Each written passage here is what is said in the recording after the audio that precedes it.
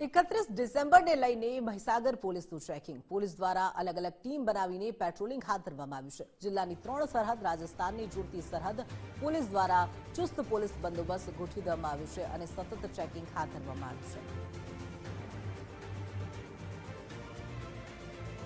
મહીસાગર જિલ્લા પોલીસ 31 ને લઈને એક્શન મોડમાં જોવા મળી રહી છે કે દ્રશ્યોમાં આપ જોઈ શકો છો કે મહીસાગર જિલ્લાની જે રાજસ્થાનની જે સરહદી જે બોર્ડરો આવેલી છે તે બોર્ડરો પર પોલીસ દ્વારા ચેકિંગ હાથ ધરવામાં આવ્યું છે। ચુસ્ત બંદોબસ્ત ગોઠવી દેવામાં આવ્યો છે કે 31 ને લઈને જે આ દારૂ જે છે તે દારૂનું ગાડી મારફતે કોઈ વહન ના કરી શકે તેને લઈને જે પોલીસ છે તે પોલીસ એક્શન મોડમાં જોવા મળી રહી છે અને પોલીસ દ્વારા જે સરહદી વિસ્તારો જે બોર્ડરો છે મહીસાગર જિલ્લાની જે રાજસ્થાન ને જોડે છે તે બોર્ડરો પર ચુસ્ત બંદોબસ્ત ગોઠવી દેવામાં આવ્યો છે ને જે આવતા જતા જે વાહનો છે તે વાહનોની પૂરેપૂરી ચેકિંગ પણ કરવામાં આવે છે। જ્યારે આ જે 31 છે 31 આવી રહ્યું છે તેને લઈને આ મહીસાગર જિલ્લા પોલીસ દ્વારા